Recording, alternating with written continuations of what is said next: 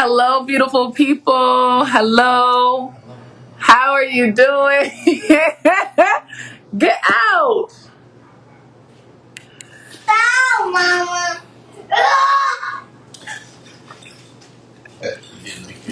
This is why I cannot deal with y'all. Hold on, y'all. Because they doing the most right now. In the live, I need them to leave the house. And they doing this on purpose. Go to the store. Go to the park. I was going to exit out of here, but whatever. We rocking. This is what I got to deal with. Okay, bye. Oh my gosh. Anyways, hello, beautiful people. My name is Naya Bengaziani. I am a motivational speaker, healer, and spoken word poet. As a result of the work I do, I inspire Black women and girls every day to believe in who they are. I inspire them to understand that everything they need is already inside of them.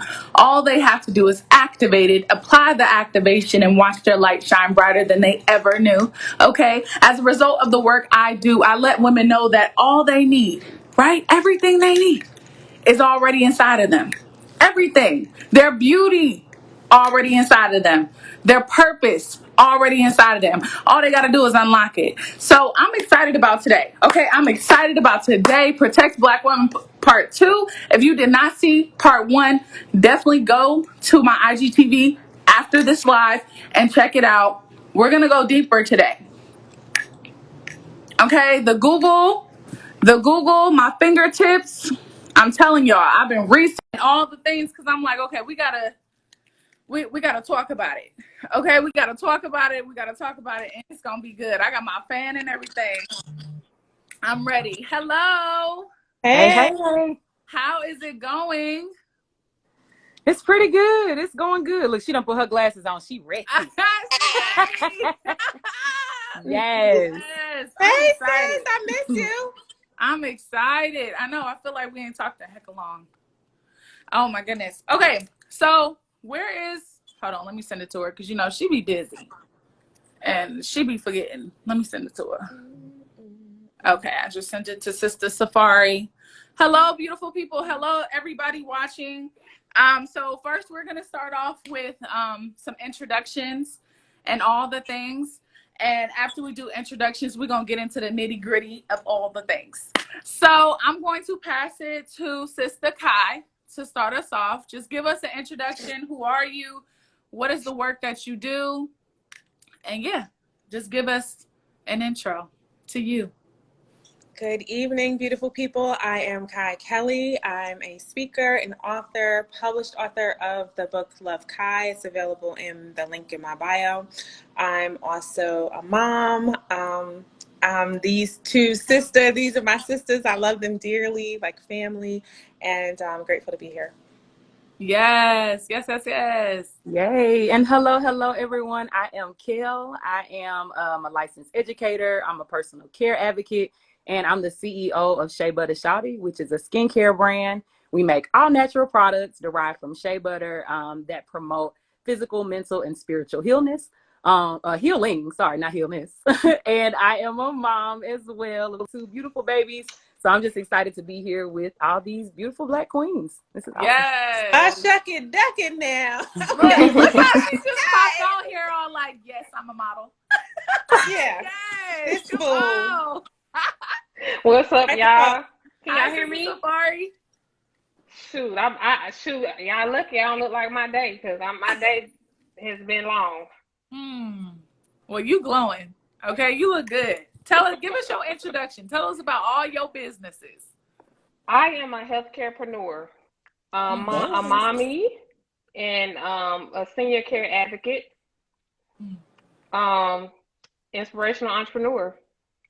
Yes. That's what I would say. I ain't gonna go in depth. Y'all can check out my profile for everything else because that's me in a nutshell. Also, singer, songwriter, just very talented person. Like to use my gifts for a lot of stuff. So, absolutely. Yes. I love that you say inspirational entrepreneur. I remember that. That's why I put it on the other flyer that we're doing for the dismantling doubt session. I was like, that's the word right there. I appreciate that. So we're gonna start off with all the things. Y'all should see my notes. Y'all know how I be with my notes. Like you should see okay, like I'm not, it's like 2 Yes. pages. I've been on Google because I was like, I've been peeling back, right? Peeling back the layers. I didn't went into the divine feminine, right? Then I went into black feminism. Then I went into white feminism. And I'm trying to figure out let me go a little bit deeper into that. And then I started to talk about how we want the black man to protect us, right? And then I went deeper into that with the whole like breakdown of the family and like the slavery, right? Ripping a man from the home, the black woman being put on a masculine pedestal, and then the black man kind of being what's the word, emasculinized, however you say that word. Emasculated. Yeah. And then like levels. I was Yes. peeling back the layers. So we gonna get into it. And first I want to start off with, what does it mean to protect black women? I know, Sister Kai, you talked about this last time, but we got 2 new folks on the call, 2 new sisters. So I want to talk about it in a little bit more depth. What do y'all feel like it means to say protect black women? I want to start off with Sister Kale. Okay, yeah, I'll jump on in. Hey, y'all. Okay, so I did similar to what you did, which was like research. But I got stuck in Twitter. Like, I literally just put the hashtag protect black women in, and it was crazy. But I think even before I did that, the first thing that came to the surface for me is just the way that the world views us. And I said this a little bit in the flyer that you sent out. It's hard to even really say individuals. We're viewed as people like who are supposed to have it together. So when you ask for help, you kind of get the side eye. Or when you know, if there is a hashtag protect black women, you got people looking like they good, they don't need, they got it all figured out. I feel that oftentimes. So for me, it just means seeing us for who we are. We're flawed, we're not perfect, but we are strong, and we also deserve that same protection that a lot of other marginalized groups get. So for me, I feel like you said in one of your other videos, it comes off as that it's just a topic. It's just like a hot topic, and it's not really taken as seriously as a lot of the movements that we've even been supportive of and been at the forefront of. And so that's frustrating to me. So I just think getting the real recognition that we need as black women, and to be able to say, yeah, like we want that protection from all, not just other black people, other black women. So yeah. Right. I got another thing I'm going to ask a little bit later, but the question is also like, who are we asking to protect us?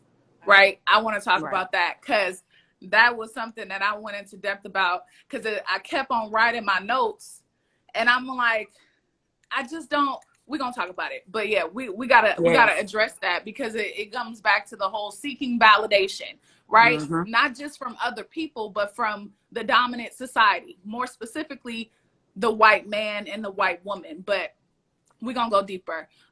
Sister Safari, what does it mean to you to protect black? What does it mean when you hear protect black women? I'm probably very different from y'all. I have no notes. I go off the top of my head with a lot of stuff, because I like to just, I don't know. I kind of like to see what the topic where y'all talking about, because I was gonna Google and stuff. So I was like, you know what? I want to just see what you guys are talking about. For me, it's the black man stepping up to take care of the family. I have a whole story. Kelly knows we're very close. I'm a single mom. I have three sons. I have a brother who we're in business together. We have the same father, different moms, and we basically came together to do these businesses together. But he's not only my business partner, but he's my mentor as well. So we need brothers to step up. We need uncles to step up. It's okay. Yeah, it's a lot of single moms. It's a lot of, but if daddy was there like he needed to be to teach, the females in the family how to, capture a good husband or whatever, we wouldn't have a lot of these problems about protecting black men. So it's going to start with your inner circle. You can't, save everybody. So it starts with men and boys. Women with boys also need to be raising them to protect the women in the family. So I would say my good example of a man protecting a woman is my brother, because when I tell you, like, you know, if I call him, because I'm very naive, if I call him like, oh, this dude said this or did that or whatever, he gonna be like, oh yeah, he wants this, and that, and he be right like 10 times out of 10, you know. But see, I didn't know that until I made a million mistakes. So I would say protecting Black women comes from inside first, versus, you know, outside, because that's where it's starting at. Of course, you know, when you're out in the neighborhood, things like that, we do need more watchful eye. We need to look out for our sisters, and we need to hold each other accountable. Just like Kai Kelly, I might be like, Kai Kelly, you know, I'm missing this about this person, I'm missing that. She'd be like, toxic. No, no, no. You know what I'm saying? Period. So protecting us, we gotta protect each other as women as well, making better decisions. If you know your friend is on a weight loss journey, do not invite her to, you know, barbecue, the barbecue place. You know what I'm saying? Like, we have to be mindful of what our next level is, Come on. and then the people that are around us. So it's levels to protection, but it starts with your inner circle, and it starts with yourself, because when Come on. you protect yourself and have boundaries set in Come place, on. you know, that is a protection as well. So it's I feel like it's layers, but it starts from the inside of you and inside of your circle and your immediate family. Okay. And we just getting started, y'all. This is just the first question. Okay. And we just scratching right now. We just scratching. We ain't even went there yet. Go ahead, Sister Kai. Go ahead. Well, you know, I agree with everything that's already been said, but I also have another spin of it. When I think about when we say protect Black women, that hashtag and the movement and the idea, the concept comes from the idea that somehow we're not protected because of the incidents that are spoken about in the media, right? And those are the incidents that are polarizing, because it's like one thing happens and then everyone thinks that that's the culture, you know, that we have a culture. And what is that idea that Black women are not protected? And just regurgitating that idea that, you know, we're not marriageable, and that, you know, the Black man doesn't want us, that, you know, we're not protected. Like, all of these things lead to divisiveness in our community. So for me, when I hear protect the Black woman, in all things consider the purpose of a thing, and in all things consider the, you know, who's bringing the bone. So for me, when I originally started hearing that, I'm like, who is saying that? Like, Right. and what benefit do they get by us feeling like we're not protected? The benefit would be that now there's this divisiveness, and then you have this whole culture of men who are able to market to and, you know, profit off of talking crazy to Black women, because now Black women are not feeling protected. They're not feeling like enough. We're not feeling enough. We're feeling like we're not enough. So we got to figure out what it is we got to do to please you guys in order to garner your protection, in order to garner your desire. But that's not really a true statement, and that's not really the mass norm. So that's my little extra on it. Okay. Come Yep. on, little extra and all the things. Like, first off, I'm just so grateful for all of the beautiful Black women that is in this live right now, because y'all just keep on pouring into this collective legacy of healing, and I just love it.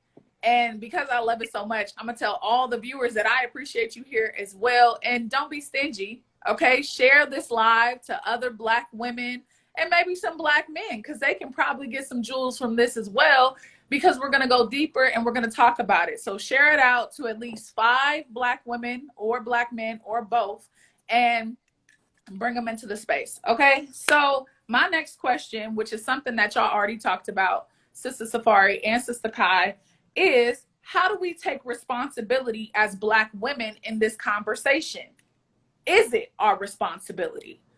Let's go deeper into that, because y'all know I'm big on like going inside to understand everything going on outside. That goes with everything, right? Everything. It always starts with the sister self. So I want to know y'all viewpoints and y'all thoughts, and of course I'll share if I feel moved. But what do you feel like is our responsibility in this conversation? I think something that Sister Kai, I believe is her name, with the glasses, said that really resonated with me was just like, where did that come from? Where did this big idea come from? So if we really look at it that way, and we think about any movement we've had, whether it be Black Lives Matter, the gay rights movement, you always have a group of people who kind of kick it off, but then literally those movements are hijacked. And you have other groups of people who benefit from it in other ways, who leech onto it and turn it into something that is not always, I feel like. And so I think something similar has happened with the Protect Black Women movement. While there are many, many Black women who need to be protected and need those voices to be heard, I think the people who have jumped on as allies or who are pretending to be allies don't always have our best interests at mind. So in my opinion, I feel like the people who should be at the forefront are Black women. If we're the ones that this is our message, let us tell it the right way. Let us talk about the ways we felt unprotected, and let's not create a narrative that doesn't exist. Because I wouldn't first point to my spouse, because that's not where I felt unprotected. I felt most unprotected in the workplace by my Black men, who I would have thought who would have had my back, but they didn't because they were worried about their job or whatever else the case may be. So I feel like we just need to be at the forefront so that we can tell it the right way. Is it our responsibility? Yeah. Just like it's anybody else who has a movement that's for them, it's their responsibility to be at the forefront. But we do need allies, and we need allies who really have our back, and not just people who are saying they do so that they can be on the bandwagon and promote some other message that's not really the truth. I think to piggyback on that, and also to piggyback on what Safari said, it starts with the protection of ourselves, right? So people treat us how we treat ourselves. We teach people how to treat us. We tell people what's okay, what boundaries you can cross. And I think that collectively, there's been a decline, there's been a deterioration in the Black community as far as women are concerned, with how we carry ourselves, what messages we're sending across, what do we want collectively? Do we want to be married? Do we want to be thoughts? Do we want to be like, what's the message? You can't, so when the signals are all over the place, we can't get, the outside can't get a clear directive of what direction we're going in. What direction is the Black family going in when, you have one woman with 8 baby daddies? Like, what direction are we going? So the first protection comes from how we are identifying ourselves as women. Yeah. And what we expect to garner out of that. Because the only way that you get protection is that someone feels that it's something worth protecting. Oh. So if we're not seen as valuable, if we're not given a value, if it is a true narrative that Black women are least likely to get married, if it's a true narrative that Black men are less likely to marry Black women, if all of these things are true, then you circle back around to, okay, well, what is the value of a Black woman? And who is creating that value? Right. That was my question. Because we're really, the reality of the situation is that as the authors of civilization, as the womb of the world, right? We should have like the highest value. We should be across every platform, in every conversation, everywhere you go, we should be at the top of that pyramid. So how we got at the bottom of that pyramid and became a hashtag needing protection is interesting. Now, it's very interesting. Let's bring in this topic because it's also on my notes. The book, The ISIS Papers, by Dr. Frances Cress Welsing, where she talks about the genetic annihilation of the Black community, more specifically the Black man, right? And you asked the question, like, when did we get put on this low pedestal, right? When did we become a hashtag? And it's just that it also goes to the question of who are we asking to protect us, right? Because we keep on asking a system. We keep on asking these people who have showed us countless times over and over again that they do not believe our lives need to be in existence, right? From the sister, the white woman, okay, Margaret Sanger, I believe her name is. Let me go to my notes. Planned Parenthood. You got it right. You got it. Next approach. She said something. She said the gradual suppression, elimination, and eventual extinction of defective stocks, those human weeds which threaten the blooming of the finest flowers of American civilization. So this is a system who never really messed with us in the first place. So we say protect Black women, but who are we really talking to? Does this really need to be a hashtag for everybody to see, or does it speak to what you were saying, Sister Kai, how we come together as a community, as a Black community, and have this conversation within that? This is not a conversation for allies. No. This is not a conversation for the white elites who say it time and time again and who show us, whether it's for Black Americans or whether it's for Black immigrants, regardless, they show us time and time again. And some folks need to get a wake-up call, right? What we call it, the nigga wake-up call. Some folks need that wake-up call, but other folks are very aware of what's going on, right? So we keep on scratching and asking to be seen, to be valuable, to be validated. And that's what this movement makes me think about. The more we talk, the more we have these conversations, the more I do more research. It's always this need to please see me. Please validate my existence, because I don't know how to, what y'all say? I don't know how to do it myself. So I need you to do it for me. But the reality is that they see us. It's not the fact that we're not seen. It's that we're so seen, right? Come on. That they had to figure out a way, like, how else could you destroy a family? So before we even get to Margaret, we have to get to the guy who was over the FBI, which wasn't really the FBI at the time, who believed that all Black entertainers were going to do is go and impregnate and rape white women. So the first protection of the universe was the white vagina. Okay, that's the first protection. Every tenet of white supremacy is centered on the idea and the construct that Black men are going to somehow take over, run over with the papers. Yeah, right. Run over. Get the there've been these barbarians are gonna rape and force their way into the white vagina. Okay, right. And once that happens, we're doomed. And now we're in a society with a very mixed race. We have a whole situation. Right. So that has we've already had that moment. Right. And we still don't have any power. But the fear of that moment is what all of this has been predicated on. The fear of that moment. Right. The fear of that moment looking different. But that moment came with no benefits for us. Right. Black men everywhere are screwing and making babies with white women, and we still don't own nothing. Right.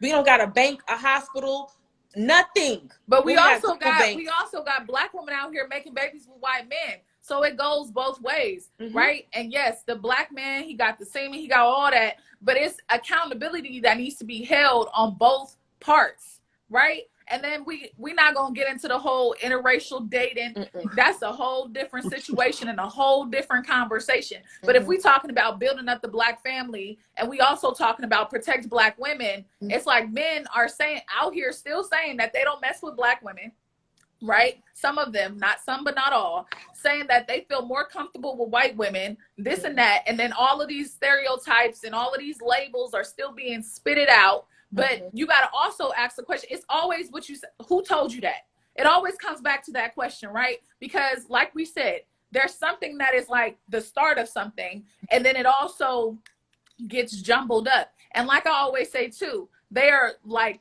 consistently marketing mindsets, right? They are marketing mindsets. Marketing is psychology. Social media is psychology. They are always marketing these different things to us, triggering trauma inside of us from all of our ancestry trauma, post-traumatic slave disorder, all of that, right? And now we're thinking that these thoughts are our own thoughts, and really they have been implanted in our minds.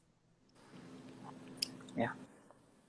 So the reality is, and if you look at it, right, while we're saying protect Black women, who's snatching up all the Black women? Who's advertising to go ahead and make a family with a Black woman? Who's doing that? And why are they doing that? I don't know. Might have something to do with the number of we being the main ones that can populate the world. And every other race that's declining. You better talk about it. Now we got we have never in the history of ever had a billboard in Brooklyn with a Black woman and a white man advertising insurance. And what does that advertisement state? It's giving stability, it's giving family, it's giving future, it's giving life. Come this way, you can have all the things. That has never been popular. Why would that be popular now? Because the white race is declining. It's declining. Come on. They trying to White women are waiting longer and longer to have kids. Come on. And the ones that are still able to have kids are choosing not to have kids. That's why. And we have the Eve gene. I love saying that because it's such a true statement. And that's one of my favorite, viral clips. If you haven't seen it, look it up. That's my sis. I love her to death. She got kicked off the plane for dropping that knowledge. But we have the Eve gene. We can recreate. And so Black men procreating with white women is less of an issue, or less important. The reality is that we are the vessel that we can make any race. We can get with a Japanese man and make a Japanese baby. We can give any race life. So we are important. Yeah. So maybe they are saying protect Black women because we need their wombs. Maybe it's them starting it. I'm just no, but listen, you ain't too far off, sis, because like we said, like so many times they come in and infiltrate, and you think that it's for that same, reason. We all hollering this together, but it's not. I think everybody has different motives and different reasons for saying it. And I think what all of y'all are saying is powerful. I'm quiet because I'm learning and I'm taking it all in. This is good stuff. This is good. Okay, I'm a hush. Keep going. You so silly. That was good. I forgot the original. What was the original question? Because I had a lot to say, but when Kelly get to talking, yes. Listen, she go in. So I was like, what was the original question again? Okay, I didn't ask many questions when I was talking. You said something about. So the first one is I think we was on how do we take responsibility? Yeah. As Black women. Let me expound on that. Like we always say, self accountability, right? Your life, this is a quote for me. Your life is the sum total of the decisions that you make. Why are Black women less valuable? Some Black women less valuable. What are we valuing as Black women? Mm-hmm. Are we valuing education? Yes. I think that is really at the forefront. We got your deltas, you got your AKAs, but are we valuing nutrition for our children? Are we valuing a nice, safe, clean home? Are we valuing actually, having a husband in the home? What is our value system? Are we settling for, this job or that job? Are we actually tapping into what our talents and gifts are and actually developing that? So when you do bring a man in, you can actually multiply what he has. Like, what are we? We are responsible for ourselves. We are responsible first to protect ourselves, and a lot of decisions that people are making are emotional. People lack emotional intelligence right now. Mm-hmm. A lot of like you said, it's a lot of triggers. You got all these social media. I always say when I'm off balance, I'm not practicing spirituality enough. I'm not tapping into my soul enough. So you have to turn off all of that, and you know what? You got to have a group of women like this to hold each other accountable, and you have to hold yourself accountable when you go in there and you see your sister struggling. Like I was at the grocery store the other day. This lady had she had a lot of children with her, and I would see her on every aisle, the kids falling out doing this, everybody else watching.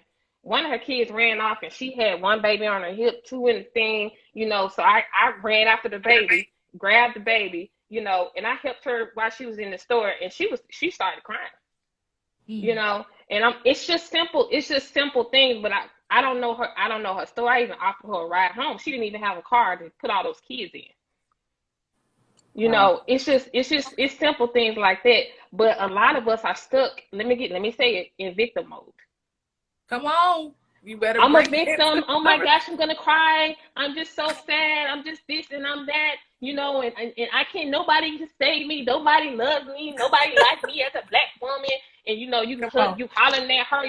You have to decide. You have to decide. I am worth this. I deserve this. I want this. You have to deserve. You have to say. You have to speak the life that you want. Period. And you have to go after it. You have to read. You have to fill yourself with information that is out there. We are very, very, very powerful. First of all, we got to stop signing up for these religions that have nothing to do with us. Amen. Ooh, a word. Don't ruffle some feathers. We are foreigners. We are foreigners. We Oh, we are foreign. We don't belong to this land. If you tap into your real power, you can have anything that you want. So it's really a lack. It's an ignorance in the community. Nobody wants to know better. I want to get my lashes done. I got to get my lace front tight. I got to get this. It's all just surface. Nobody's going deep. Nobody wants to go deep. It hurts. Yeah. It's a reversal of mindset that we have. You know, we are about 2 to 3 generations out from, you know, the system being our husband. We are 2 to 3 generations from the wait. Say that again. Say it again. We are 2 to 3 generations out from the system being our husband. That's a motherfucking t-shirt. Listen, oh my God. And the colleges, don't forget the colleges and the education, all the degrees. Goodness. I mean, people have to realize this. You got to realize, you got to look at it. You got to got to sit with it. You got to hug it and hold it and understand. Okay. So our husbands, okay, prior to 1972, I believe it was, Black families were the largest families that were married and with two-parent households. Okay. We had 2-parent households. We had businesses. People had reliable jobs. Okay. The war came. Many of our husbands, uncles, daddies, fathers, everybody went over to Vietnam and got killed. When they came back, they didn't feel like citizens of this country. They didn't have any rights. They didn't have any, they didn't have any jobs. They weren't able to support their families. They weren't able to eat. Crack came. Okay. Crack came. We don't even have to go into depth. Crack came. Foster care. Families got separated. Now you have a woman who has to be the woman and the man in a household. She has to, kiss the white man's ass to get some cheese. She got to kiss the white man's ass to get some powdered milk. She got to kiss the white man's ass not have no dick in her house. Excuse me. I'm sorry. But she can't have nobody over her. She can't have no dick. She can't have no company. She can't have nothing because anything that she does is going to be cheating on her system husband. Right. So you got a mentality. You got to understand something. Because we cannot just bypass that. Okay. So if you just say from 1980 to 2000, you got 20 years of systemic husbands, right? You got 20 years of women deciding to have babies to get a check. If I have another baby, I'll get a check. If I have another baby, I'll get more food stamps. They don't care who the sperm donor is. They don't care what his genetics are. You don't even know this man's genetics. You don't even know that your child is not going to be mentally developed correctly. You don't know that your child is going to have sickle cell or going to have problems down the road. You don't care because you want an extra $212. Come on. Not $212. Not $212. The value. So when we go back and we talk about the value, the woman, the Black woman did not single-handedly give her vagina a price tag of $212 per kid. The federal government, the state government, there was a lot of things working against her to say, you don't need a man. Once we don't remove the man from your household, go ahead and we're going to pay for you to go to school and get an education and get a good job so you can get up off of our titty because we're done suckling with you. We're going to cut you off. So now you have your education, you got your free housing. Your kids are, you done raised your kids, so can't no new man come in here and tell your kids what to do. Who telling your kids what to do? Who raising them? They already raised. And you speaking facts. Yeah, you speaking facts, right? We got 20 years of these women that gave birth to 20 years worth of these kids. Who gave birth to, you understand what I'm trying to tell you? Like, we got a problem. we have a problem. And I agree with you, Sister Kai. I guess the part that causes pause for me, I think the part that really causes pause for me is you're right. I think we do need to understand our value. We need to revisit all of those things at the core because that's a huge part of the issue. But you have other folks on the outside looking in, using all those things that you just said as reasons to not protect us. And it's not right and it's not cool. So we have to, that's important why we need to have these conversations and not others outside of this room so that they know it's coming from a place of love. It's coming from a place of, I know this history. I don't want to see it repeated. It's coming from that place because oftentimes people take what's said with a grain of salt because it's like, you don't care about me. So why are you saying this to me? You just want to kill me. You want to shoot me down in the street. So should I even take what you're saying or should I keep milking your system or should I keep doing, what I'm doing? So I feel like it's a double-edged sword when it comes to that, truthfully. See, and we used to do that. We used to have that. We used to have that community amongst us.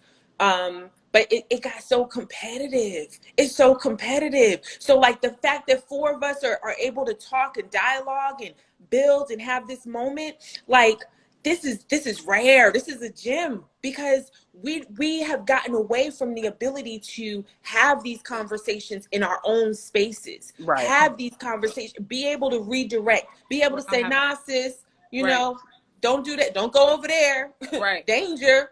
Right. See, but this is my thing, okay?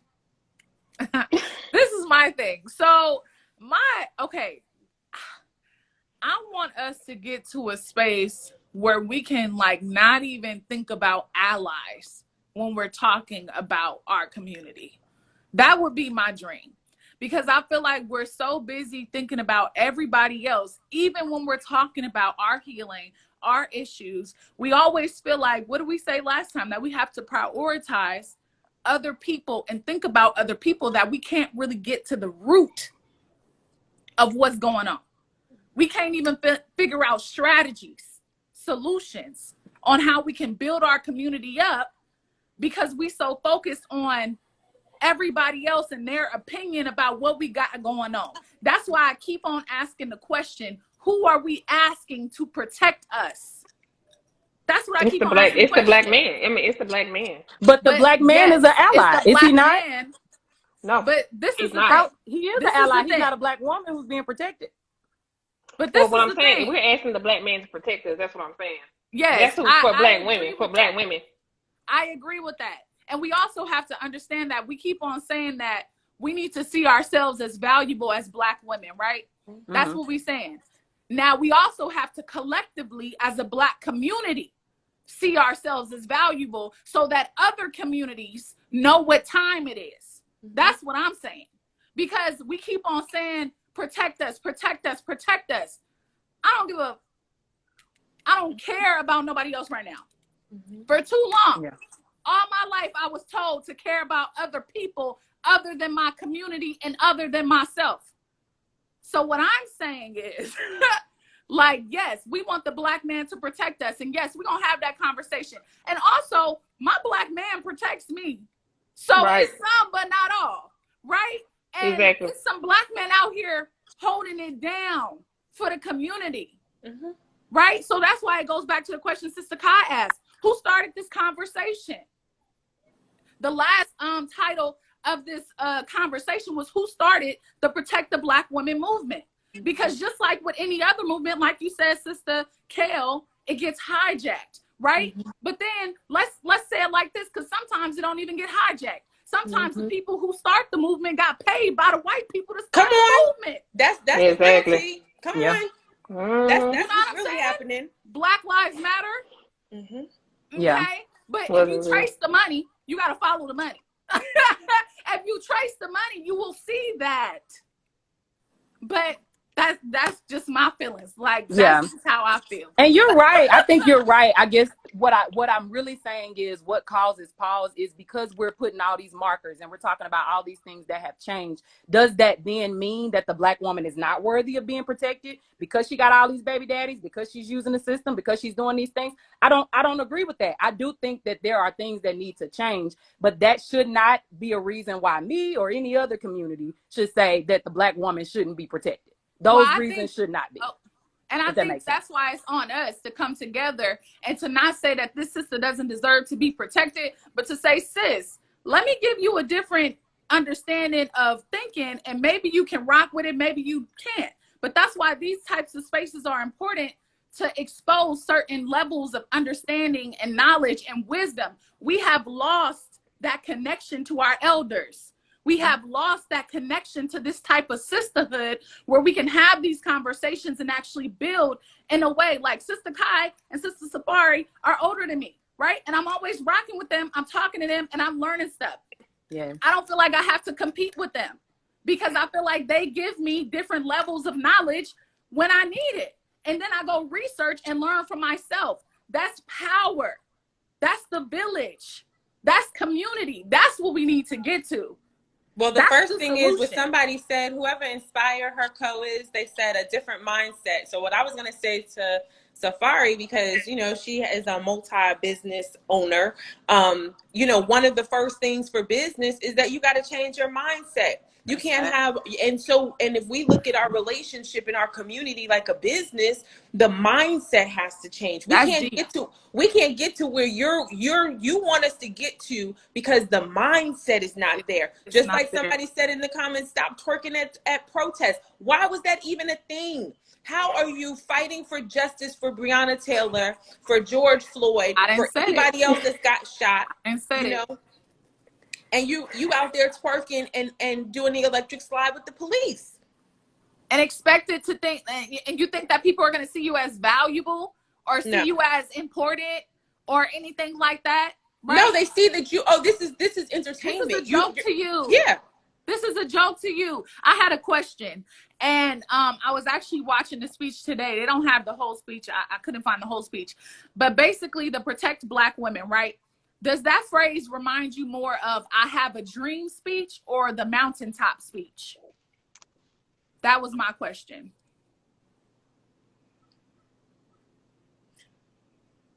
It doesn't remind me of either of those speeches. So here's what I mean. In the I Have a Dream speech, Martin Luther King basically was trying to get everybody to work together, right? He was trying to get folks to be like, okay, I want my children to play with white children and all these other things, right? And the mountaintop speech, which was his last speech, which is right before he got assassinated, right? He was on some other stuff. He was like, I'm tired of this. I feel like I didn't integrated my people into a burning house, like all of these different things, right? So when I hear Protect Black Women, I think of the I Have a Dream speech, which is basically saying, I want to be integrated. I want to be a part of this white supremacy society. I want this, I want that. But when I think of the mountaintop speech, I think of like, I'm tired of this. I understand that the level and the path that I was walking on and using was actually me getting into bed with white supremacy and not me saying, forget it all at once. Yeah, he said at one point, I fear that I have integrated my people into a burning house. And I think that yes, I was wondering where she went. Yeah, she's coming back. I'm sorry, y'all. My internet is bad. It's all good. So when I think of that, when I think of those speeches, and I think it does line more with the I Have a Dream speech based on that. Yes, that breakdown. Right. That's what I was asking. That's it. Yeah. So let's talk about the divine feminine, because I know Sister Safari been waiting. I just want to like figure out like, what do you feel like, I guess more so a part of like femininity, right? Let's talk about femininity and how Black women are not as feminine.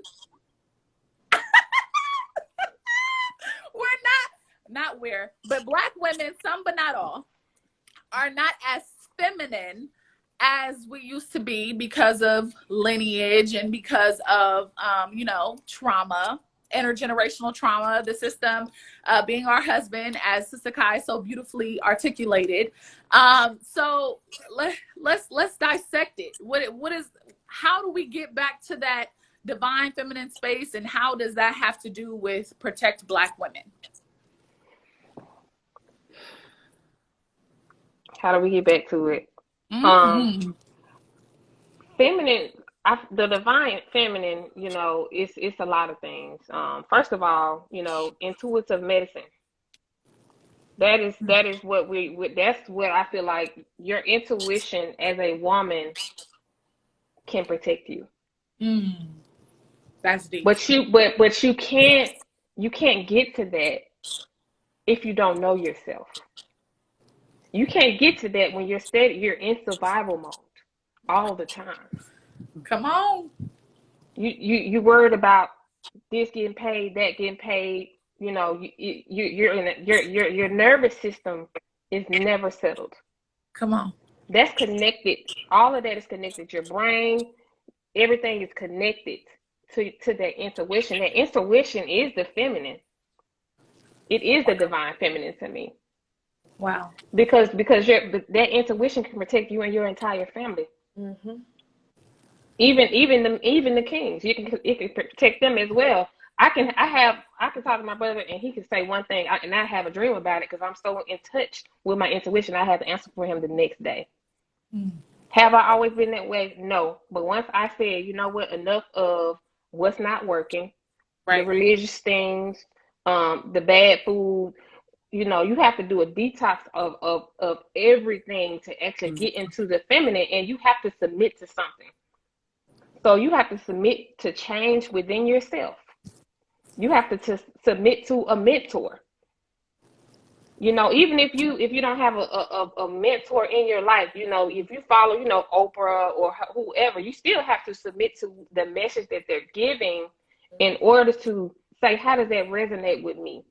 I feel like a lot of women have been raised to be tough. That's facts. And it's okay to be soft. Right.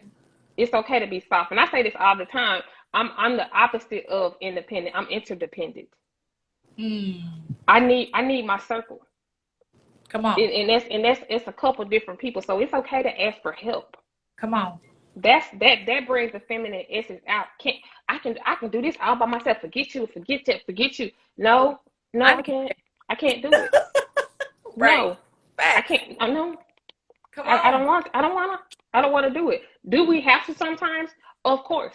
But have you been that woman when you got all these bags in your hands, a man say, hey, you need some help? Oh, no, I'm good. No, you get out, get the help. Mm-hmm. Because when you get that, when you let that happen, that's an energy transfer. Wow. You know what I'm saying? So start with being gentle with yourself. Yeah. Come on. Look at yourself in the mirror without makeup on, without all this hula going on. Look at yourself and love you. If your sister next to you is doing all this stuff and you're not be real with yourself, be real with other women, and do feminine things. Do feminine things. Take care of yourself. Take care of your body. But I think that a lot of the mothers, I think the last generation before us, they really weren't. I can't say weren't good mothers, but it's a lot of mothers still focused on themselves. Feminine energy is selfless, really. Mm-hmm. Wow. It's quiet. Wow. It's not loud, you know, but it's also a multiplying energy. Yes. So it starts with being patient with yourself. Being patient with yourself, learning yourself, actually figuring out what boundaries you need to put in place. What's triggering to you. You know, am I stepping forth, you know, as the adult or the child? And if you're constantly stepping out, when you have an argument with somebody, if you're having issues, say, am I being the adult or am I being the child? Oh, yes. Which chair am I in? Am I in adult chair or am I in the child? When you accept that I am a woman and I can control my life, that's stepping into the feminine and the divine person that you are meant to be. It's not this big personality. It's none of that. It's very, very, very simple. So that's what I have to say. I can go on and on, but it starts with just the simple things and actually showing up authentically with who you are. And it's hard to show up as yourself. Like if you go through my profile, I have one thing that says how, I healed myself as a yes person. I was a yes person because my mom and dad divorced early, didn't get enough attention. So I would overdo things for other people for them to like me. And that transferred into my adult life, and that suppressed who I was, and I didn't know how to show up as myself authentically. So for me, what I'm doing with my children, I'm letting them be themselves versus suppressing and telling them, oh, you got to do this, or you got to do that, or you got to do this. Letting them show up. If my child want to come over here and got a pink hat on, whatever he want, we ain't finna do Lil Nas. We ain't doing that. But but if he wants to do this or do that, just let it. Just show up as yourself. It felt so good for me to just be. And if you can't be yourself around other women, that ain't your tribe. Just like you, Naya, you're a big personality. You probably would be intimidating to a lot of people, but you're extremely powerful at your age. You're very powerful. You know who you are. Never lose it. Never lose that, because that is a gift. But I think I'm still, like, with what you're saying, like, I had to go do some self-reflection, as I always do. And like with what you're saying, it's reminding me that sometimes I still need to be a little bit more soft. Like, and when it comes to my man, like, I can be soft and I can, like, do what I gotta do when I need to.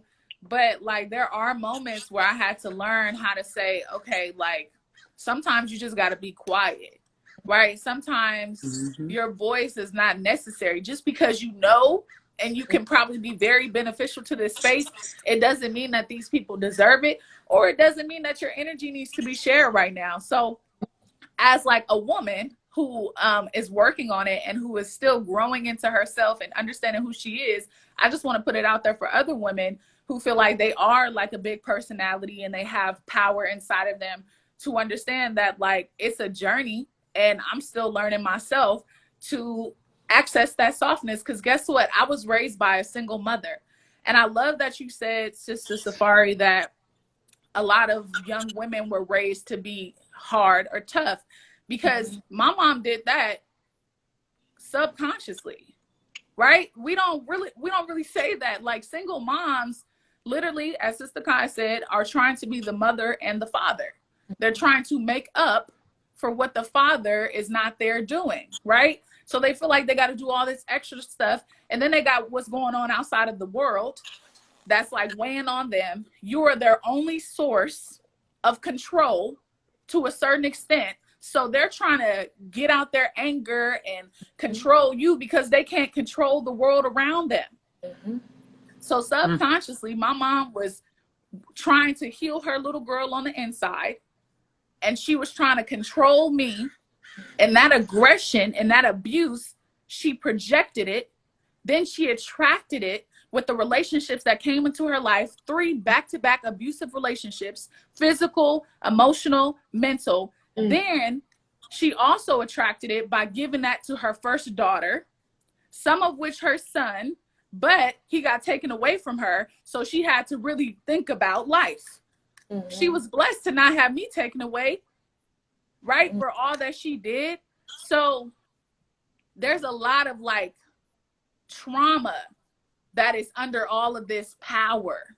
Oh, it's a bunch. And I'm learning to unlearn some of it because it's not always necessary. And I've calmed down so much. Like, I know this seems like, but I've calmed down so much.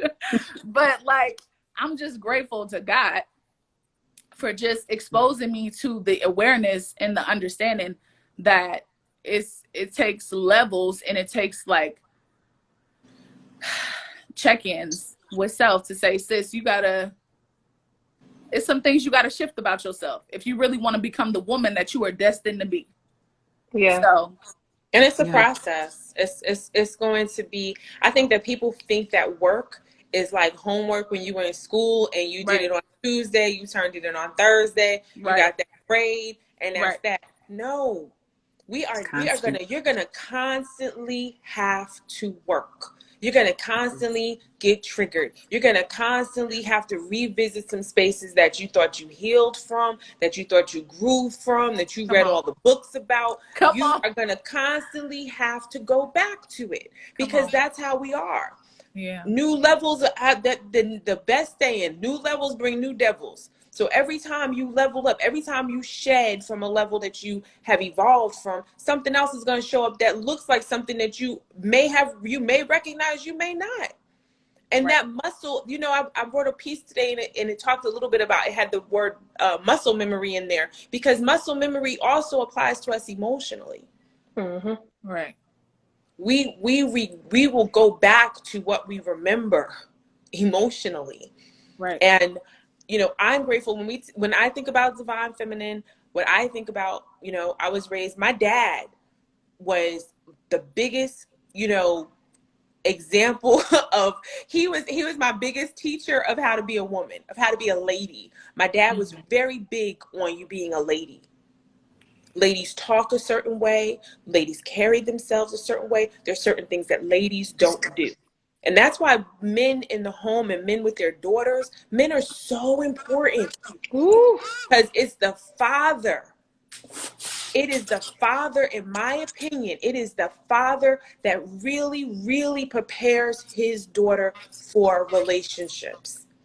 He really instills that femininity and that softness in her.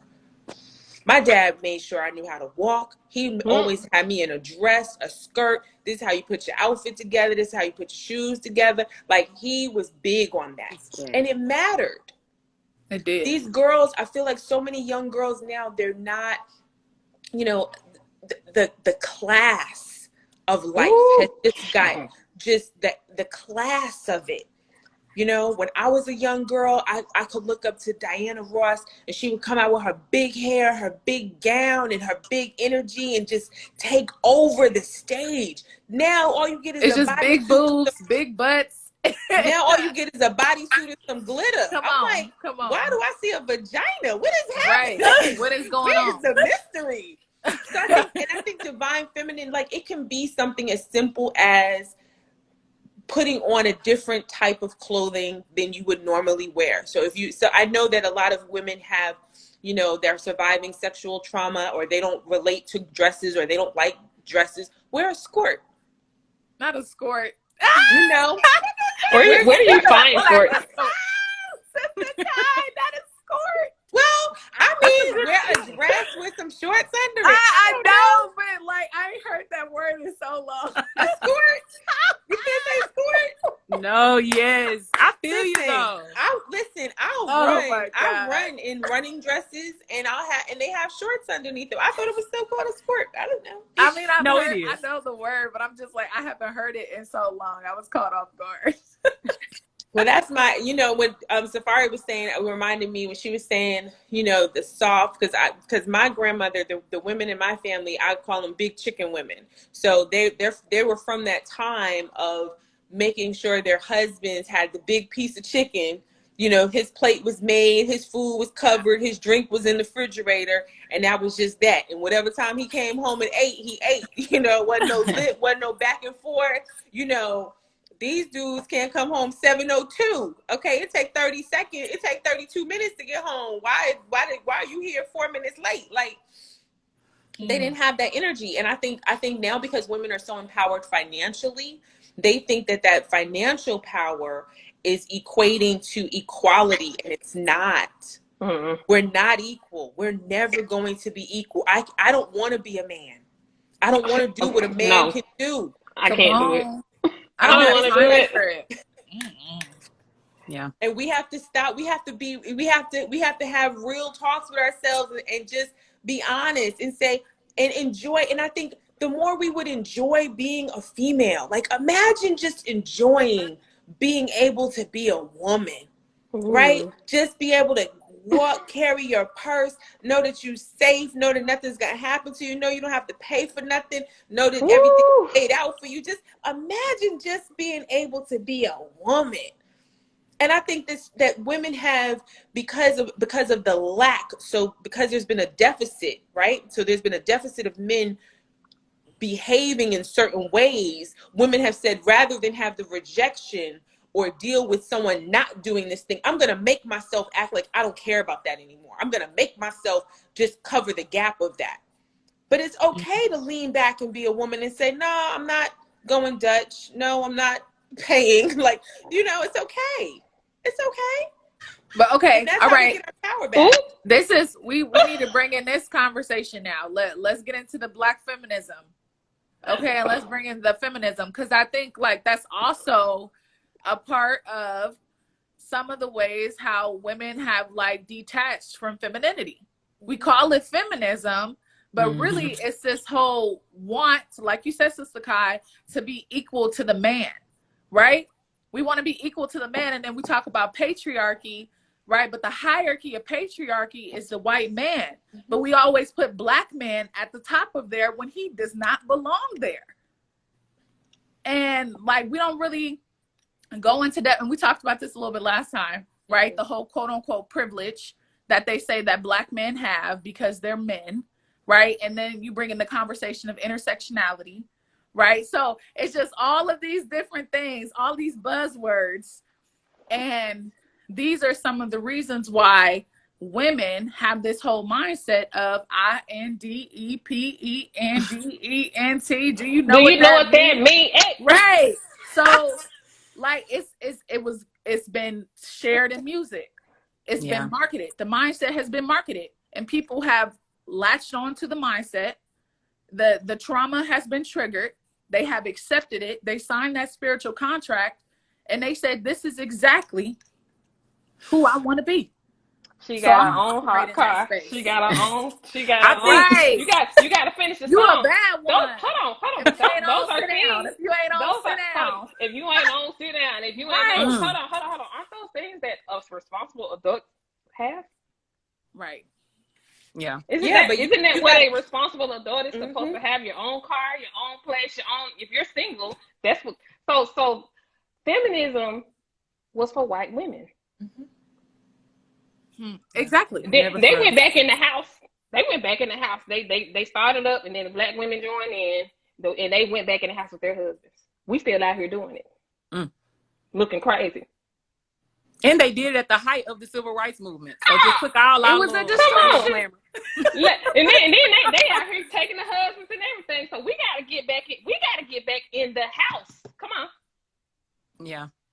We gotta get back in the house and take care of our house. I'm working hard. I'm hustling hard. I'm working hard. No, I don't want to do it. For what? But for why? Why? I mean, I think for a lot of women, I mean, especially for my mama who didn't have anybody, like that was the only way they could be. Yeah. That was the only way they knew to do it. And you can't complain about it if you're doing it, and you got to be proud of it, and you got to, boast and say, I'm doing this. And so what we didn't realize is like Naomi said, you are passing these on. Unconsciously. My mom did it to me. I talk to her about it all the time. It's kind of like, did you realize you made it to the point where I don't know how to accept help? Like I got people trying to help me, and I'm like, no, I'm good. I got it. And it's sad because you don't want to give up that power because you think you're losing something. But truly, if you give it up, you're gaining something. You're gaining a partnership. You're gaining something that could be a whole lot more valuable than trying to do it by yourself. But I think so many people are afraid to step back from it because they don't believe that their man or whoever it is that's with them will pick up that slack. That fear. And that's the same thing. So think about this. You ever hear somebody say, oh, I don't never want no Bentley. That's such an ugly car. Them Bentleys are so ugly. I'll never get a Bentley. That's because they can't afford it. Is that what you're about to say? The same principle applies when we talk about this dynamic. Wow. When we talk about feminism, take it there. Come on. When we talk about feminism being started by white women for white women, the white suffrage, the women's suffrage movement, and all of that. We graduated on up, and we get to a space where, because I can't have this way, because my Black husband is not going to let me stay home, right? My Black husband's not going to let me stay home and be a stay-at-home mom. So now I'm just not going to, I'm not going to desire that anymore. Because that also involves a level of trust that I'm not willing to have. I'm not willing to give. I'm not going to trust a whole nother human being with my life. Do you know there was a white woman once on Oprah that didn't even know how much money her husband made? They had been married for over a decade. She said, do you know what he does for? She said, no. She didn't know nothing. That's how kept she was. She didn't know nothing. Yeah. We are not conditioned to relinquish that level of control as a community. We're just not. There has been that 20-year divide, that system husband we talked about has really created a deficit. It was a psychological warfare. It's been ever since the slavery to the new Jim Crow to mass incarceration. All of it has been psychological warfare more than it's been physical abuse. I want to read some of these comments because there's some sisters saying some stuff. I got a guess. I got a guess for you. My brother's here. Oh, okay. So we can ask What's up, brother? Come on in, Jermaine. It ain't his conversation today. I'm gonna put the spotlight on him. Come on in, Jermaine. Come on in. Hello. Hey, brother. Up, everybody. Look, Hi. you put me on the spot. Hey. Go ahead and ask him a question as a man about protecting Ask him a Black question women. as a man. Yeah. What do you feel like the phrase "protect Black women" means to you? Interesting. I think the phrase "protect Black women," what it means to me is that it should be normal, right? It should be something that every man should basically know and aspire to, because, I mean, if it's our community and we're saying Black men, correct, and Black women. Black men and Black women. Right. So that means that if I see a sister in the street and something's happening to her, right, then, you know, I should come over there and assist, because it should be a community focus than individual. So that's what I think. A lot of us don't do that. I'm gonna be honest with you. Right. Why not? Well, it's just a systematic breakdown. You don't have masculine men in the home. And what I mean by masculine men, I have to phrase that because a lot of the times people say, "Oh, I'm masculine," but a loving masculine man who is able to raise his sons and his daughters to and give them an example of what that looks like. Because, you know, if, you know, I taught my son that if my daughter is at school, because they were stair step, one year behind the other, and I told him, I said, look, if something goes down and something happens to her and you around, or you don't know about it, me and you gonna have problems. Okay, so I taught him how to protect his sister and also protect, you know, his friends or anybody else who is defenseless. So it's not even just Black women. It is just, you should, you know, instill in your sons that what's right. You take care of people. If you see someone who's handicapped getting picked on, you step in. So the fathers are not there a lot of the times. And then if they are there, a lot of them are absent. Come on. And that's a whole nother reason. A whole Right. nother topic. Mentally, spiritually, right. Well, the spiritual part is broken down because the church has not evolved to a point to include men.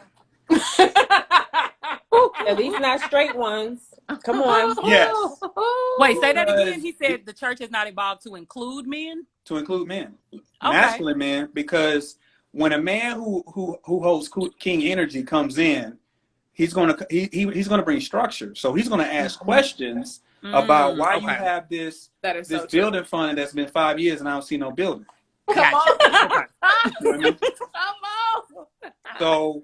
So they don't want that. So, and then when we come in there, right, we're supposed to hold the word. That's what, if we're going to go in that realm, God gave the word to the masculine man. So he's supposed to have that word to cultivate to be able to cultivate the woman. They're not talking about cultivate just changing her. They're talking about helping her grow in spiritual truths. If I'm not receiving that from you as my leader, as a pastor, as a shepherd, what am I here for? I'm here to gain truths that I can apply to my family and to my surrounding community and purpose. If you're not giving me that, all you're giving me is this going to be better in the long run, or don't give up. It's the feel good. Waste of my time and money. Right. Right. I could go take my tithing money and I could go put that in books. I can put that in seminars. That's gonna be able to give me that because you ain't giving it to me. Won't he do it? Won't he? And I'm not trying to knock religion, because there's some good things. There's some good things that I'm trying to get you some light. So sit up. Yeah, sit right there. Yeah. All right. There we go. I'm not trying to knock religion, because religion, there is some positive and some negative. There's some positives, but there's some grave negatives of religion that is an issue and a problem. But in our community, the reason why we have to fix it is because that's where we get our positions of power from. In the Black community, we are able to help hold strong positions as a pastor, as a deacon. That was our Senate. That was our Congress. So that's why you see presidents coming to churches, because that's our Congress. So if we want to change what, men in the community to be protectors of Black women, to be lovers of Black women, because that's the central focus, is if you teach them how to love correctly, everything else will be fixed, because he will love himself. And if he loves himself, everything from that will be love. He will become love. That's what Black men are supposed to be, and that's what they're supposed to do. But it's a lot of breakdown, starting with the church, starting with the family unit, and also systematic racism coming in and doing some things that we have not recovered from. Right. Not as just men, but as a community, because the family unit was attacked purposely, still being attacked to this day. Right. To this day. Right. Thank you so much, Brother Jermaine, You're welcome. For your insight as a Black man sharing to this Black woman space. You are very, we appreciate you.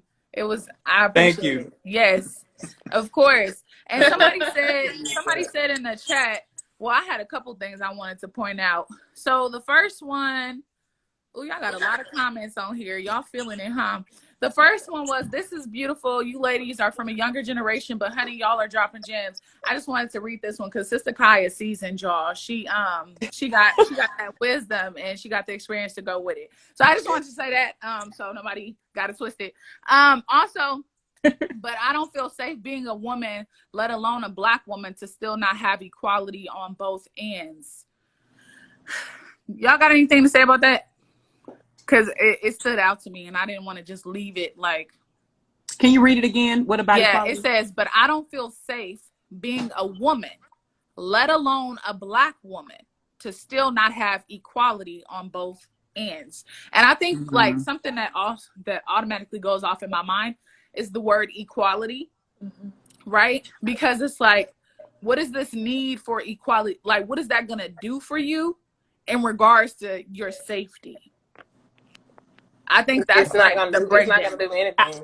If you, I guess, operate under the belief that being equal is what's gonna have you protected, because that's been the message, right? We want to be equal. We want to be equal. We don't want to be killed. If you're operating in that place, then yeah. But like you said, it doesn't really have any real connection to it, truthfully.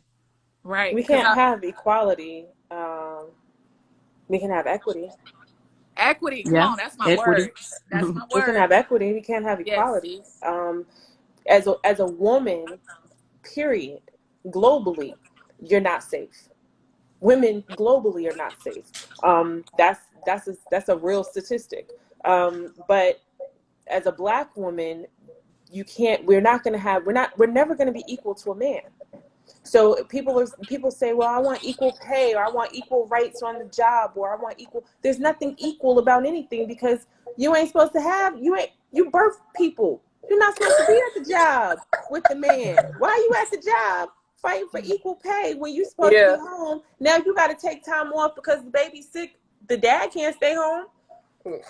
I don't care if the dad is home or not. The kid don't want the dad. That he don't want that. He wants his mama. So I think we think about that, but I don't think people talk. They think about all the things that that are involved in when we say equality.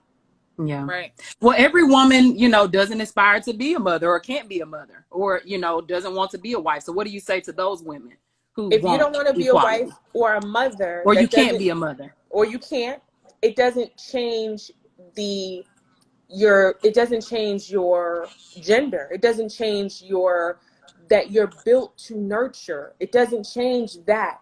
So the lack of children or the lack of the ability or the desire to be a wife or be a mom does not change how you're born, right? It doesn't change how we're wired differently. So even if you are a woman that's at a job and you're saying, well, I'm never going to have kids and I don't want to get married and I want to make the same amount as Bob, you're different than Bob. Bob's not going to go through menopause. Bob's not going to go through menopause. You're different than Bob. You're gonna get tired. You're gonna get tired. You see those women that's been on the job. They just can't retire because they don't have what a man has. Mm-mm. A man is built to work 3, 4, 5 jobs and 14 hours a day, 16. Their back is built, But I feel like a lot of women have had that mentality, and they've kept and they've stayed on the jobs long instead of like I said, you have to figure out what your talent is to tap into that you're going to give back to your community, and securing the family unit. Because back in the day, we had multiple children. We had way more children than we have now. Oh yeah. So that's an issue too. But is everybody gonna want to be a mom? No, I would say still have that nurturing spirit, still be that feminine woman, and do things that you feel like in your power you want to do. But I feel like instinctively every woman, I think being a mom, being at home is something that we all have, but it's not like a right away thing, I would say. So it's no right or wrong at all, but right now what does the community need? We definitely need to be more in the home than outside of the home. We also need to recognize, okay, because I struggle. All right, the last couple of days have been rough as a mom. Okay, we need to recognize that being home with our kids were not taught to us. So we don't really know how to do it. Some of it is inside of us, right? The nurturing. But we are literally unlearning as we go, right? And trying not to tap into those toxic behaviors that were given to us as children. And the reality of our parents not even like our single moms not even being in the house, being at work or being drunk or something else, right? So now I'm figuring it out how to, like, my daughter is home most of the time. I don't have a full-time job right now. So like I'm struggling a little bit, just to be very honest. Like, and I'm really trying to figure out how to engage with her and be intentional about it. But that's on me, right? I got to do that research. I got to do more. I got to learn. But I just want to put that viewpoint out there as well. Like, it's not always easy to just say we got to stay home. Like, we need to be taught. Like, we need our elders to come back, like, and help me out. Because I was talking to my brother about my oldest. He's a teenager now. I don't relate to any of that. Babies are there. And like, you need to get a book about teenage boys. Do some research.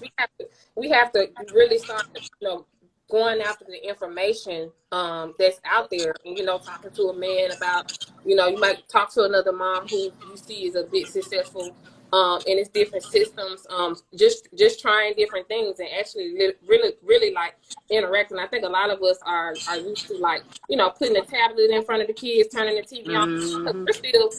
We're still kind of doing this and doing that, but really giving your full attention to your child is also important, which I struggle with myself because I have multiple things going on. But if you don't sit down with yourself, how can you even sit down with your children? Right. When you have all these different things in your head. So I think that that's definitely a struggle for everybody. And you should say to yourself, hey, you know, it's okay. I'm still learning, and just as long as you're trying, you know, daily to be the best you, and you're trying your best, I think that's all that matters. And they're not asking for you to be perfect. They're asking for you to be there for them. Yes, and look within, not at social media. We're Oh so yeah, quick to that go and part. try to find the examples on what's trending, and that's just not the truth. You know, you have to Mm-hmm. seek that information that is for you. You have to, like you said, find it within, because that's the way that you learn. That's the way that you grow. We got to stop looking at what we see at face value, because oftentimes that's is not what it seems. So I think that's where a lot of us kind of get trapped in this thing. And find your tribe. And as me and Sister Safari said, or she said, and I borrowed, eat the meat and leave the bones. You know, Yes, Yeah, everything is not for everybody. You know, I that's the one. completely breastfed my two first children. My last child was my largest child, and I breastfed him, you know, for as long as I could. And then he had to get some formula. You know what I'm saying? I was like, this was gonna have to be. It's gonna have to be half and half situation. So everything's not for everybody, and don't let anybody, you know, mom shame you, or I don't do it like this, or this is the only way, because there's no only way. You have to figure out Absolutely. what your way is for you. I think, and humanizing the experience of being a mom. You're a woman first, and then you're a mom. And understanding that you're human, and you're going to have human experiences. So, and you're learning her, she's learning you, or you're learning your children, they're learning you. It's a process. yeah, and for me, I'm working on discipline. But at first, I had to create discipline within myself. Mm-hmm. There you go. So That's that's the a one. struggle. That's a struggle too. So how can I discipline my kids? I don't got no discipline. Mm. You know, sometimes you got to say no too. Yep. Don't get no wine this week. Now, wait a minute now. Hold Wait a on. minute. Wait a minute now. Wait a minute. Wait a minute. Now, Hold hold up. on. Hold up now. Literally just asked about wine. I'm just saying, you have to, you know, you really gotta be real with yourself. Hey, am I really present or am I drunk? You know, you have to really be like, I really need to sit in like what my home life is. Yes. That's facts. Sit with it. I need to sit with it, because when you don't sit with it, you a busybody. You just, I'm doing this and I'm doing that. You know, the kids, everybody in their own room, whatever. You're not sitting with what's really, really, really, really going on. You'll never go out with your children, because your kids so bad when you go out. Take them places they need to learn how to act, show them how to act in public. Mm-hmm. Yes. And Yeah, it that's takes a word so right much there. patience.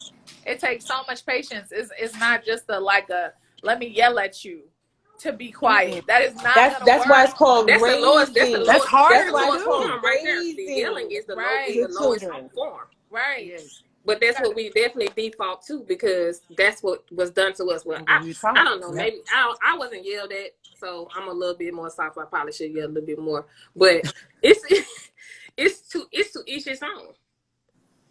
It's to each his own. But you can't give your kids to the system.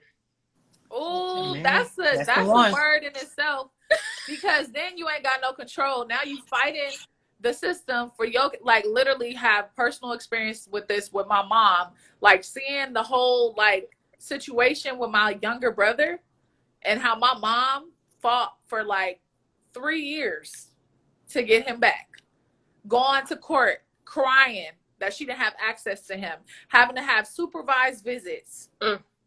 Fighting between the dad, who's abusive as hell, abused my brother. It's levels to the conversation. But it's just like, as soon as that child goes into the system, to a certain extent, they no longer belong to you. Yes.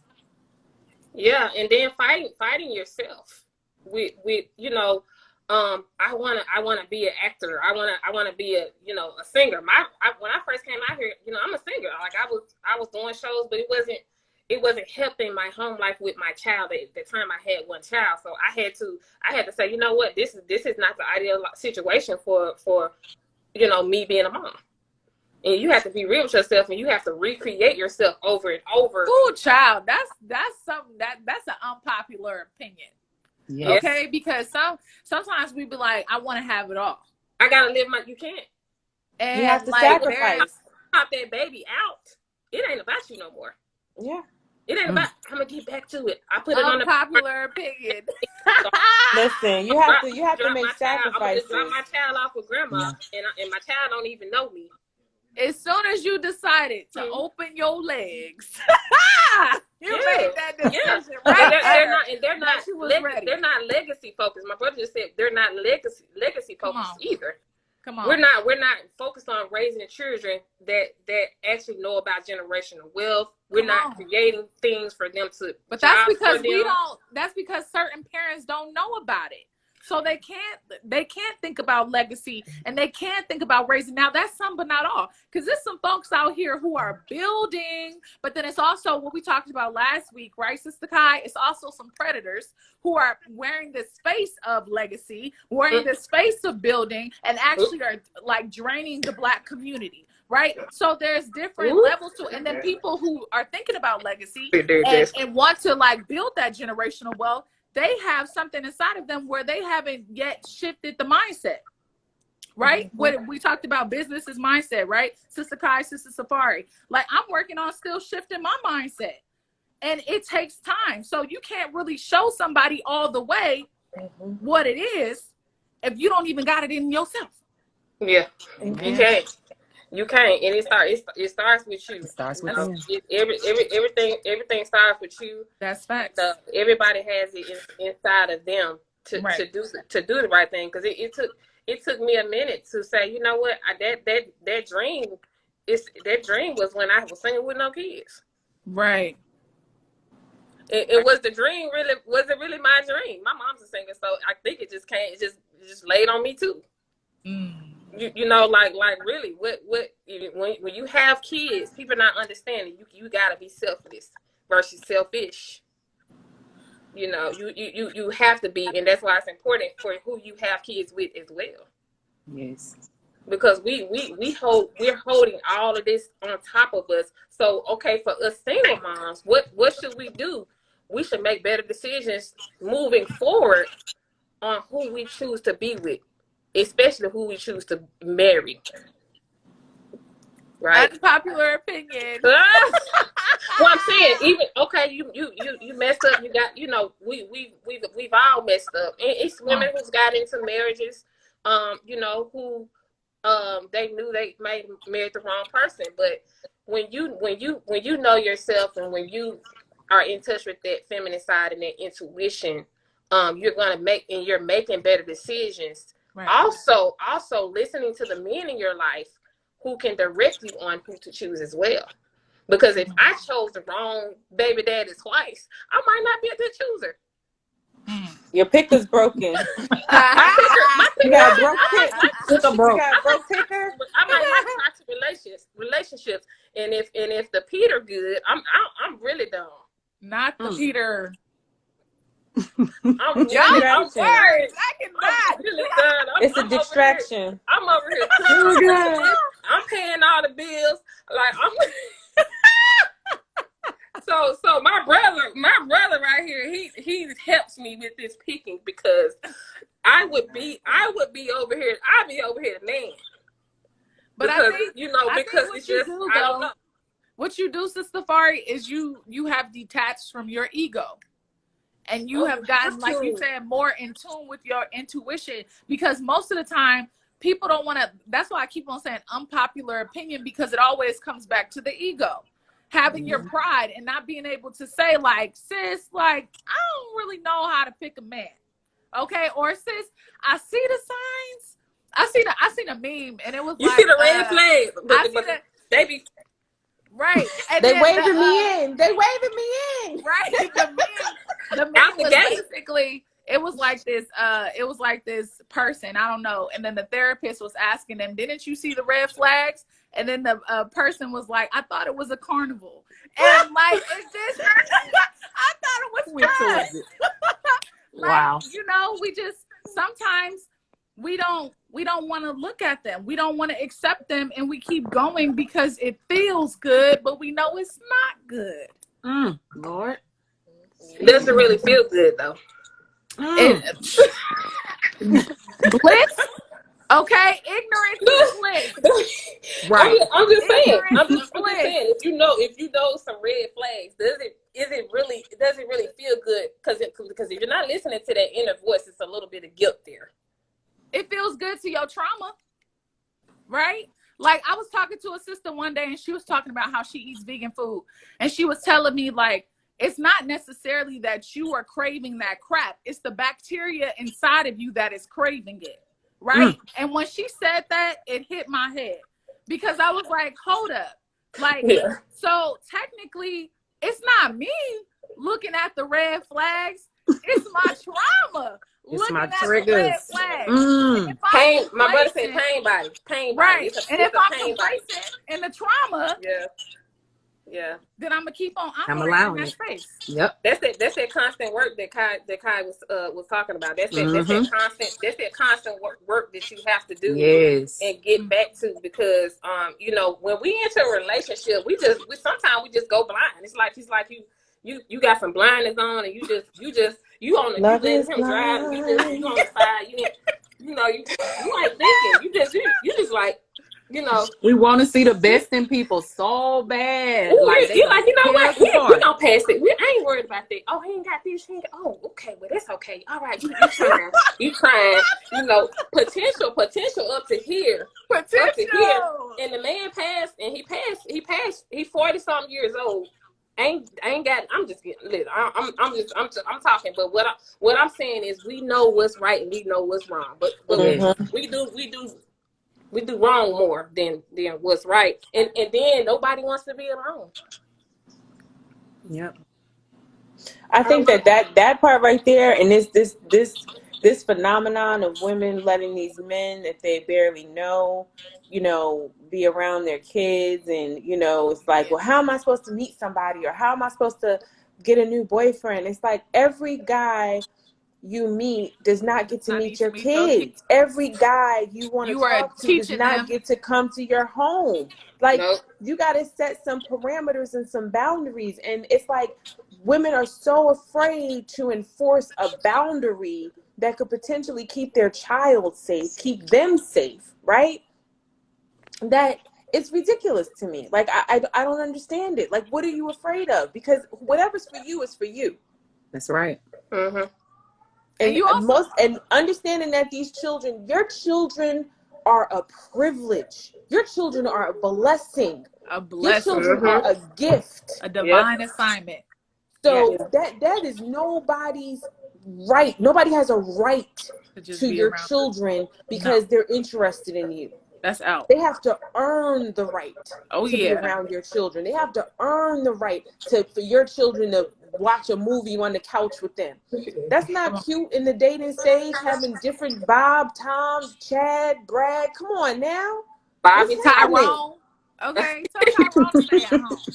Well, and a lot of times we pass over the good men because we don't have those boundaries. And the good men pass us over because we don't have those boundaries. Because he'll ask you, he's gonna try you.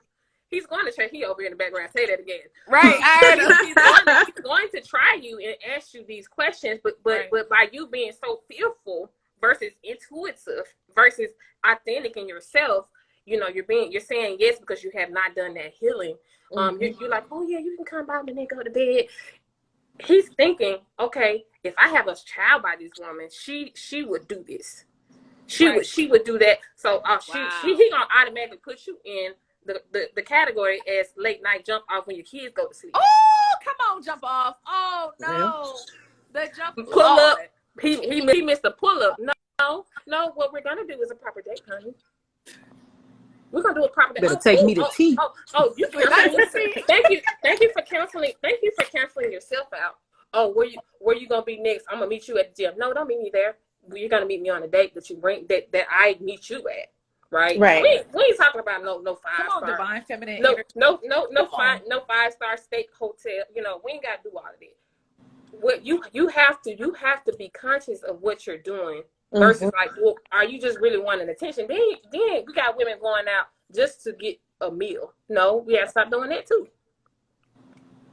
Stop You wasting gotta these stop doing. men. Stop If you wasting got, these people's These time. people getting Stop free wasting these meals. people. Just to Stop get wasting a these men's meal. time, I baby. guess I'm Stop a wasting their time and babysitter. they good hard checks. you know, Okay. you do not like that man, and you know you do not want that man. But then You over here look at the because he music take. though. Look at the music though. Make his pockets hurt. Ice me out. Right? Like all of this music is promoting side chick energy. Yep. It's promoting like get to the bag, not to the love, right? Not to the legacy. It's just it's this selfishness that we talked about. It's all in the music. So That's along part with of the you plan. teaching your children and teaching your daughters more specifically, let's talk about the little black girls. Along with you teaching your little black girl that she can bring all these men around her children, right? Or see you with all these men. Now the music is stamping the mindset even more.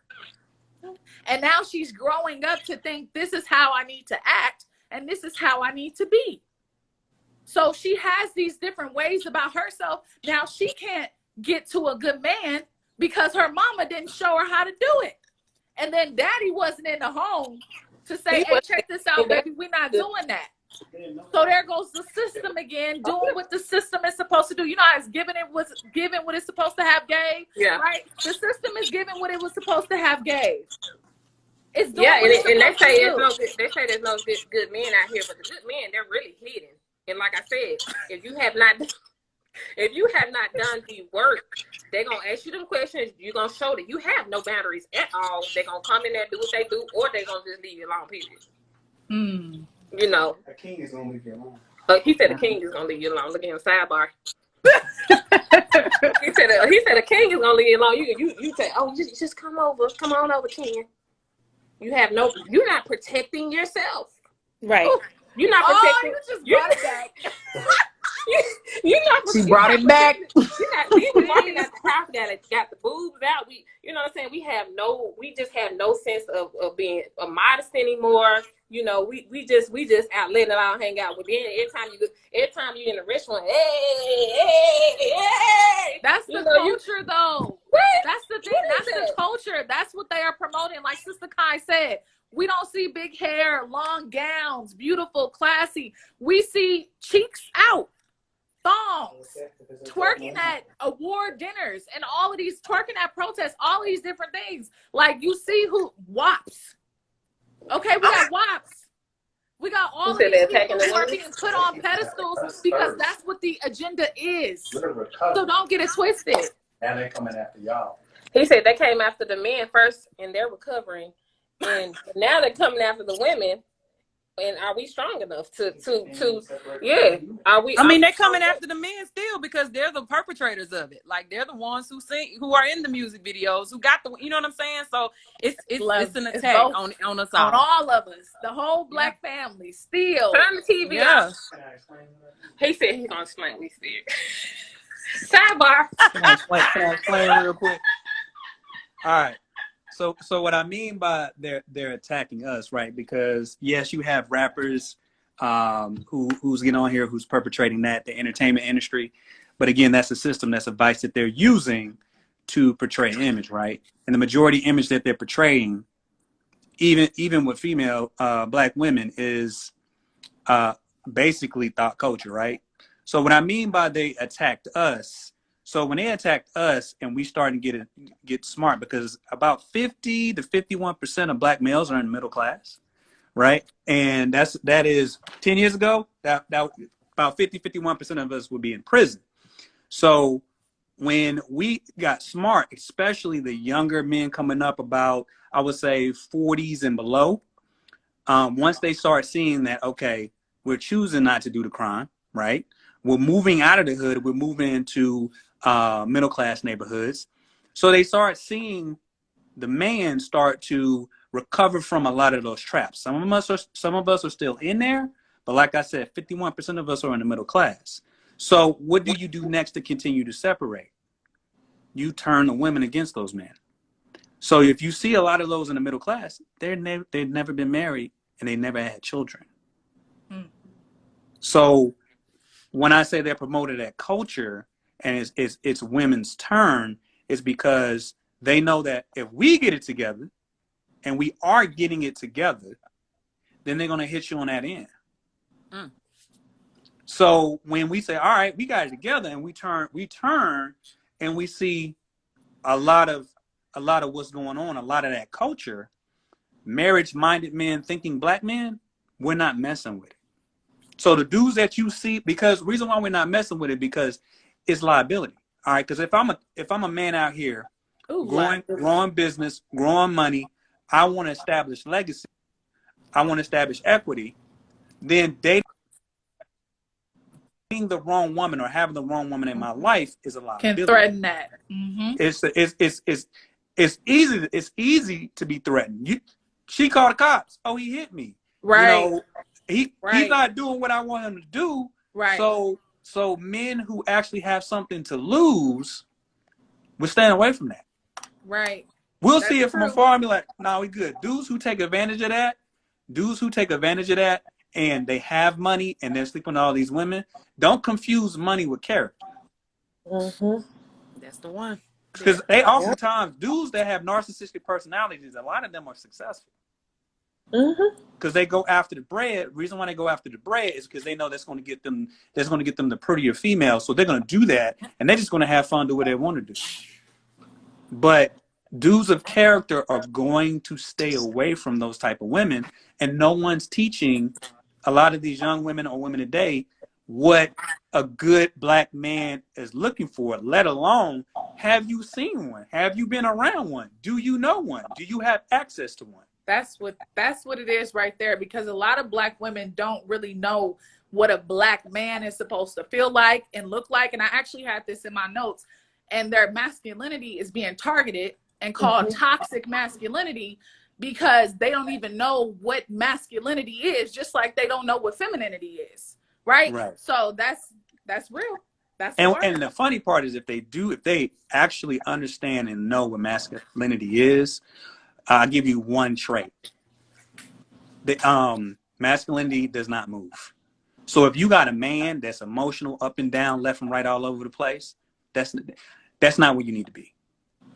Because if he's not still, and what I say is the masculine man is the ocean floor, and the female is the ocean. She should be able to wave up and down, left and right as much as she wants to, but that ocean floor doesn't move.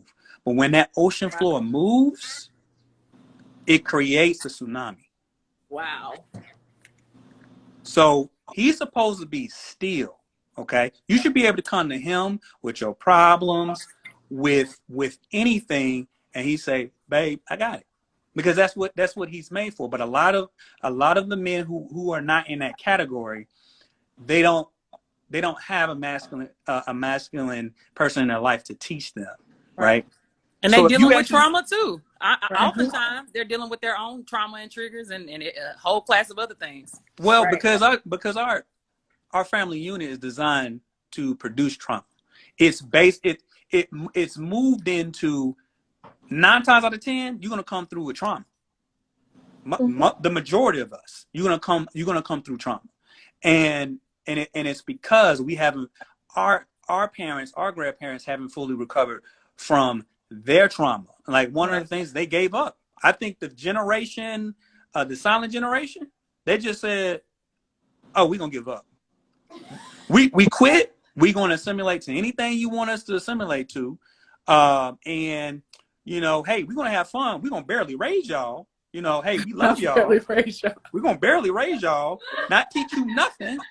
And y'all gonna go out here and have to build a bear. They don't teach you about dating, because a lot of these people you're choosing men and women based off of ignorance, because you don't even know what to look for. Right. You don't know the traits. So Safari is cracking up. Because when me and my sister reconnected, I was like, where the hell was Dad at? Because I was adopted to a whole nother family, and I was raised by a loving, massive, like, that man loved my adopted mom. I seen it in person. So when I got a hold of her, and my biological father wasn't in my life, I was like, who dropped the ball on this one? And I was like, where was Dad at? She was like, he was nowhere. And when in a good answer to what do I see as far as black men when he say protect his black woman? My father didn't step up to the plate. In many cultures, including our ancient culture, the brother, the older brother steps in, or the brother, even if he's younger, he steps in. So I stepped in and I was like, you don't know what a good man looks like. So we went through that process of her seeing me and me talking to her, and her going through the process of getting her healing, her entire access to the different types of men. She's in a whole nother category of men. A whole nother category. They're completely different. And then they get mad because a lot of them that don't qualify, they get mad because she talks to me and she tells them that I'm her covering. They get mad because the principle of covering is this. She has to pick someone to replace me. It was supposed to be my father, but to replace the example that I set in her life, because she's going to look at me and be like, okay, I see you do this, and this. And then she see the dude and he asking her for money. And she's like, my brother would never ask me for money because I'm a single mother with 3 children. Matter of fact, my brother would give me money versus that. So she's seeing that example and they get mad because they can't push past that example. And that's what a good man is supposed to be. He's supposed to be that example for not just my family, but for everybody who actually comes in contact with him. And we need to see more of that. But I would say black women are being attacked morally because a nation is built on, it expands by the morality of the woman because she transmits culture. Yep. Period. And she raises the kids. Hello. Come on. Raising the next nation, right? Exactly. Thank you, Brother Jermaine, for your welcome. Somebody in the comments said, "Bring him back." Yes, I'm so grateful. This was such a good conversation. Such a good converstion. And I feel like we can go on and on. And he brought on 8 more women, didn't he? Look, look at her. Look. Okay, I'm here for it. But anyways, oh, so they said, who is this guy so we can follow him? Sister this is Safari. my brother. I'm gonna put his. Yeah, I was just gonna say, put his information in the chat. Yes, we're gonna be doing a podcast starting next month, so we will be. Doesn't he do business consulting? I do a lot. He does everything. Yeah, so business consulting. You know, he mentor men. Yeah, he's gonna be mentoring men. Creating the kings that us queens need. So yes, I'm here for it. I'm here for all of it. I was a single father for. Hold on, I just give my background. I give my background. So, professional background, systems architect, design data centers, and I own several businesses in healthcare and also in IT. I've been a single father for going on 10 years full time.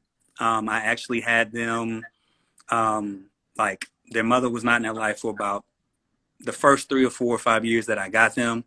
We bridged that relationship because I was always open for her to come back and do what she's supposed to do. But my son's 19, my daughter's 18. My daughter got a half-ride scholarship to Howard to be a civil rights attorney. My son's going to go into investment banking. So yeah, that's a little bit about my background. I like to stay. I used to like to stay to myself in private, but my sister has been saying, you know, there's a deficit, and me getting back out here because I was married for 11 years. Had to let that go because she was the trauma from her father not being there. She couldn't recover from that, and I couldn't allow the entire family to go down under. So I had to say the kids. So yeah. So and I'm out here back in the dating scene, and it's interesting. Right. The number one thing I'm finding in the dating scene is that when a good man comes to you, you got to be ready. woo! You have to be ready because a good man is going to bring you. He's going to be love, and that's the energy that vibrates at a higher frequency. And when he comes through, and you're not at that level, you got 2 choices. You either gonna run, or you're gonna level up. What I've been seeing is that they run. They don't want to, the work that needs to be done. They don't want to do it, even though they have someone who's going to love them through it and be there for them. So, and that's not just women alone. I see a lot of men out here who they don't understand what love is at all. And if you have more loving men who are masculine centered, right, then you'll have women who will be willing to follow. Because, you know, I hear a lot of men say that women are supposed to submit. I like to use the term surrender to love, but men don't understand that they have to feel like you would die for them. Because you suppose, I mean, honestly, if somebody come to my house, it's me first. And I got to be willing to die for her. If she feels that, I have never had an issue or a problem of a woman surrendering to love with me. I've had a problem with a woman giving up her basically what she felt was independence, but I was asking for interdependence. And if you don't know that and you don't know how that looks like, it looks like you're going to lose yourself. And you have to be ready for a man who can carry it all. Gotta be. You got to know what that looks like. You got to know what your role is in that specific situation, because it's not an average thing. Because that's going to be a man who's centered in his purpose, and he's going to help raise the Black community to its next level. And he's going to need a woman by his side that is not just at home, but knows how to multiply vision. Right. And I think it's also being able to trust that this Black man is led by God. Yes. And that's more so for me with my man, you know, just trusting him to be connected to God, just like you were saying about the church, how you're supposed to feel like you can get that message. And I trust my Black man to be able to communicate with God and give me the structure that I need for us to operate in a space that's actually building our family and building our legacy. But it also takes work, because I still got some trauma inside of me that I'm working on. So it definitely is levels. And I appreciate you for sharing, Brother Jermaine. You're welcome. Every time you bring in the wisdom, and I'm so grateful. I am so grateful for everybody who has joined today. This was such a beautiful, beautiful conversation. It was such a beautiful space. Like, I definitely want to get more Black male voices in this space because it's necessary. I am not a feminist. I do not believe in that. I believe in building the Black family. So when brothers come in and they on that right talk, we're going to listen, we're going to hear it, and we're going to have a conversation about it. So I'm very grateful. And I just want to say thank you to all my sisters who were joining today and talk. Sister Kale, Sister Safari, Sister Kai, everybody in the chat sharing love. Like, wow, this was everything. Wow, y'all so amazing. I'm going to figure out how to download these and put them on YouTube, because these are just so good. It should let you download now it. You want to come back. You can download it at the end. I was you can save it at the end. No, you can't. When you have multiple people on there, it doesn't give you the option. Screen. You could screen record it. It's probably too late. I know. I'm gonna have to. That's gonna take years.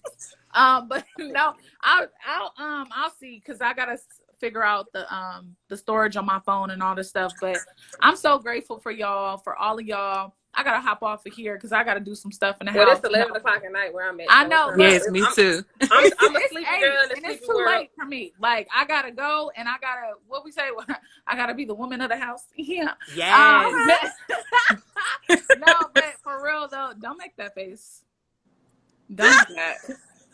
You ain't even got your glasses on, so you can't make faces. Oh, you talking about you Kelly? ain't got your glasses on. Kelly the woman of the house, honey. I didn't say nothing. She the woman of the world. I don't know how I got in this. How I get in this? I feel like Your Nene. How I faces get got in you this? in I didn't this. do nothing. Kelly Your facial faces got expressions. You you in can't take her nowhere. No. Facial expressions.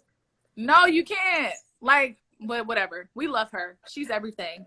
So grateful. So grateful. Y'all have a beautiful night. I'm going to download this live. Make sure y'all go follow these sisters, okay? Because they got some amazing stuff going on, amazing stuff popping. Make sure you go click the link in my bio and go get my book. That's on pre-sale, right? Yes. Quit playing with a sister and go check it out. Mastering the sister self to master the world around you. That's all I'm going to say. Y'all have a beautiful night. Peace. Peace, Night. y'all. Nice. Bye.